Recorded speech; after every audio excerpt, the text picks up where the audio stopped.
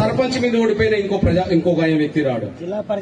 అంటే మాదిగల మరణాలు, మాదిగ బిడ్డల చావులు ఎవరికి పడ్డవు అనడానికి మన ఓట్ల మీద ఉన్నంత శ్రద్ధ మన బతుకుల మీద, మన ఇబ్బందుల మీద, మన చావుల మీద, మన బతుకుల మీద లేవు అనడానికి ఇది ఒక సాక్ష్యం అనేసి కూడా మీరు మర్చిపోదాం సార్ అనుకుంటాం. అందువల్ల జెండాల మోసకాడ ఉరకబాకండి, వాళ్ళ జిందాబాద్ కొట్టకాడ ఉరకబాకండి, పరిగెత్తబాకండి. ప్రమాదాలు పడ్డాం, ఇబ్బందులు పడ్డప్పుడు ఎవరు మన కండగలరో అది మాత్రం మా మనసులో పెట్టుకున్నాం.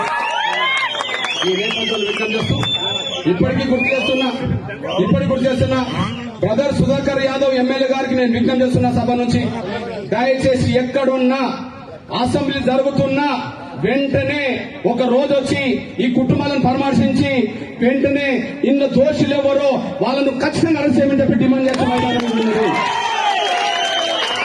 ఓడిపోయిన అభ్యర్థి కూడా విజ్ఞప్తి చేస్తున్నా, మీరు ఓడిపోయిన అభ్యర్థి కూడా విజ్ఞప్తి చేస్తున్నా, మీకు నిజంగా భవిష్యత్తులో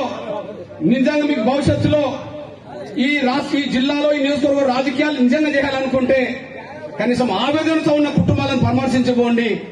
నిజంగా హత్యలు అనే విషయం అర్థమవుతుంది కనుక ఈ హత్యలను ఖండించండి.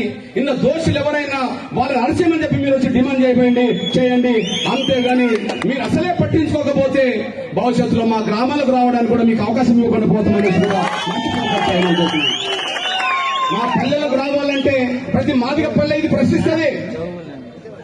ఇక్కడ ఉండబడే సతీష్ గ్రామ మాదిగలు ప్రశ్నించరు, ఇక్కడ ఉండబడే ఓప్లేస్ గ్రామ మాదిగలు ప్రశ్నించరు.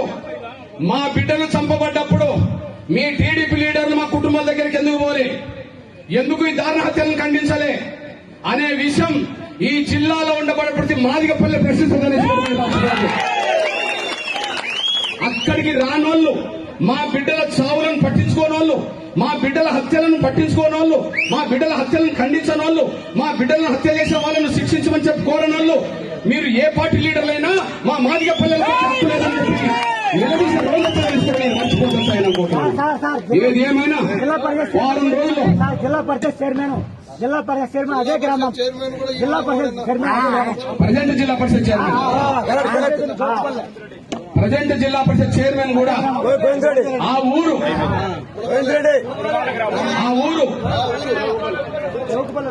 జరుగుతున్న విషయం నేను మీకు విజ్ఞప్తి చేస్తున్నా, ఎస్పీ గారికి డిమాండ్ చేస్తున్నా, మళ్ళీ ఇక ఆలస్యం చేయొద్దు.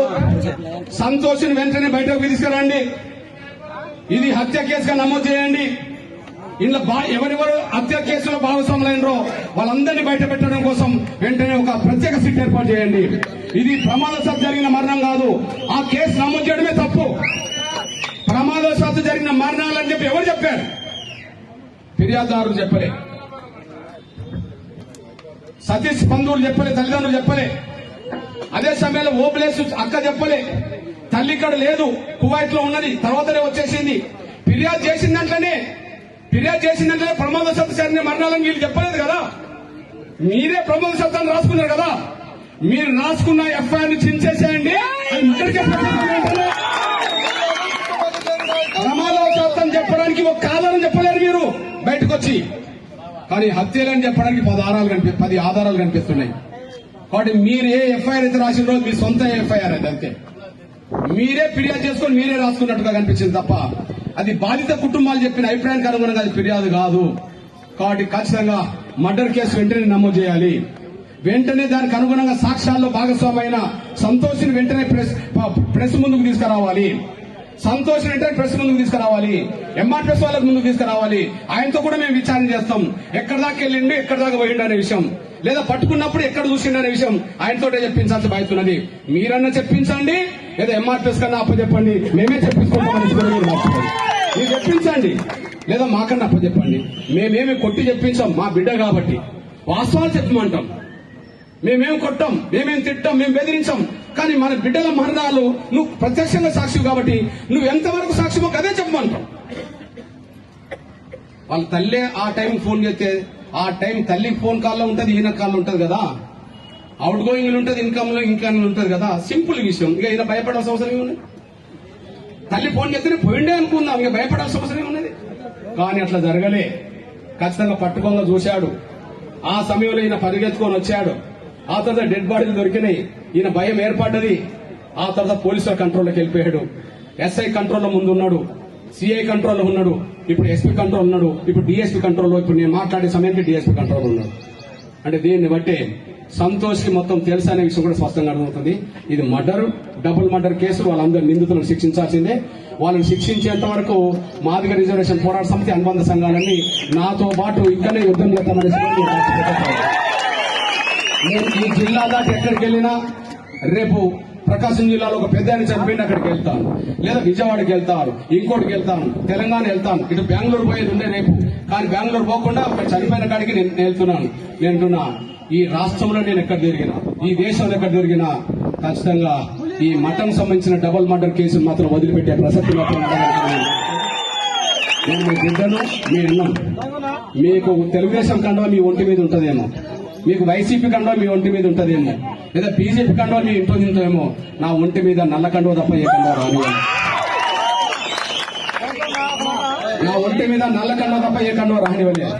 అందువల్ల మీ బిడ్డగా నా జాతి బిడ్డలో ఎక్కడ అన్యాయం గురైనా, నా జాతి బిడ్డలు ఎక్కడ అవమానం గురైనా, నా జాతి బిడ్డలు ఎక్కడ హత్యలకు అత్యాచారాలు గురైనా వాళ్ళ పక్షాల నుండి పోరాటం చేయడానికి నేను ఏ కన్యా ప్రభుత్వం కూడా మర్చిపోతాను సార్. నేను కోరుకుంటూ వారం రోజుల్లో ఈ విషయం మొత్తం బయటికి రావాల్సిందే. వారం రోజులు బయటికి రాకపోతే భవిష్యత్ కార్యాచరణ చెలో కడప ఇస్తాం, ఆ కడపలోనే తెలుసుకుంటామనే విషయం కూడా మర్చిపోవడం కూడా వ్యక్తం చేస్తూ ఈ దశగా ఈ రోజు భోజనాలు అయిపోయిన వెంటనే ఎంఆర్పీఎస్ మొత్తం సీనియర్ నాయకులందరితో ఖచ్చితంగా రౌండ్ టేబుల్ సమావేశం ఏర్పాటు చేసుకుని భవిష్యత్తు వారం రోజుల కేసు మొత్తం తెలుసకపోతే చెలో కడప ఎప్పుడు నిర్వహిద్దామనే దాని మీదనే ఒక ప్రకటన చేస్తాం. అంతవరకు మాత్రం మనం వదిలిపెట్టద్దని కూడా వ్యక్తం చేస్తూ ఈ కేసుల్లో భవిష్యత్తులో మన బిడ్డలు అకారణంగా చంపబడ్డ బిడ్డల కేసులు ప్రమాదవశాత్తు మరణాలుగా చిత్రీకరించద్దు అనుకుంటే, లేదా ఆత్మహత్యలుగా చిత్రీకరించదు అనుకుంటే ఖచ్చితంగా ఇక్కడ దోషులు దొరుకుతారు కనుక వాళ్ళని దొరికి అరెస్ట్ చేసేంత వరకు, భవిష్యత్తులో వాళ్ళకి శిక్ష పడేంత వరకు మాత్రం మాదిగ జాతి బిడ్డలుగా ఏకతాటిని నిలబడదాం. No YCP, no TDP, no BJP, no party, Congress, ఏదైనా మన మాదిగ బిడ్డలం పేదవర్గాలందరూ భవిష్యత్తు నిర్మిద్దామని చెప్పి